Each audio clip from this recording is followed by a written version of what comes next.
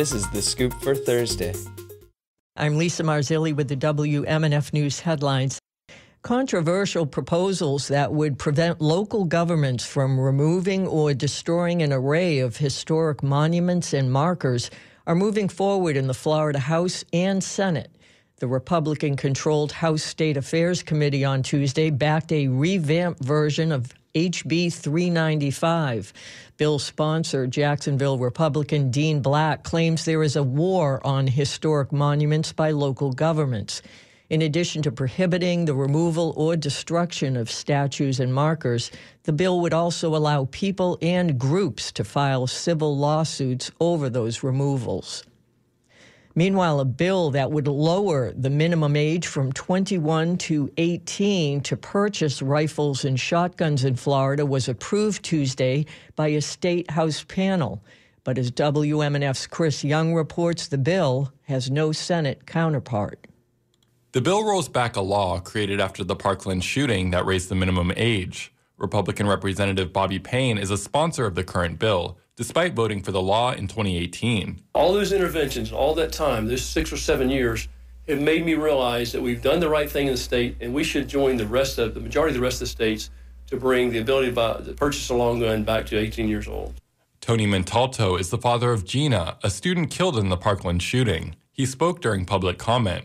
We're just 2 weeks away from the 6th commemoration.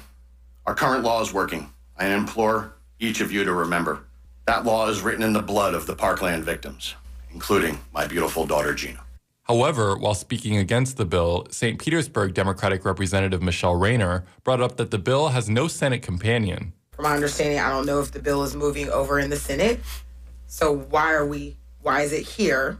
Payne addressed this during closing comments. I don't make my decisions on what bills I want to run based on what the Senate might be doing. I make those decisions based on what I feel is part of my fundamental belief. The bill advanced in the House Criminal Justice Committee. It will next be heard in the Judiciary Committee. For WMNF News, I'm Chris Young. And corporal punishment in Florida classrooms may soon require parental approval. While most school districts outlaw punishing children with physical force, over a dozen school districts still allow it. Several lawmakers, like Apollo Beach Republican Representative Mike Beltran, say they are surprised the practice isn't already barred statewide. I mean, I could go through a jury trial, I could have appointed counsel, I could get sentenced by a judge, and they're still not going to paddle me. Yet some principal and some teacher basically can decide to discipline the child. It makes absolutely no sense. The measure would require parents to opt in before the kids are hit and prohibit physical punishment from ever being used against a child with a disability. The bill has bipartisan support. A federal judge has refused to issue injunctions sought by pro-Palestinian student groups in lawsuits against the state amid the Israeli bombardment of Gaza. Students for Justice in Palestine at the University of Florida and USF filed lawsuits in November alleging that efforts by Governor Ron DeSantis and state university leader Ray Rodriguez to disband the groups violated their First Amendment rights.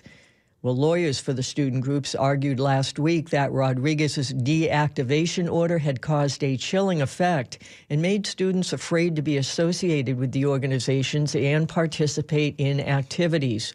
But in his ruling yesterday, Chief U.S. District Judge Mark Walker noted that the students were still meeting and speaking out. He dismissed DeSantis as a defendant and rejected the group's request for preliminary injunctions to block efforts to dismantle them, saying that the students had not shown that their speech had been chilled or that they faced imminent punishment. It's going to be partly sunny with a high of 67 today, dropping to 50 degrees overnight, and sunny with a high of 69 on Friday. I'm Lisa Marzilli with the WMNF News headlines. This is The Scoop, recorded at WMNF Tampa.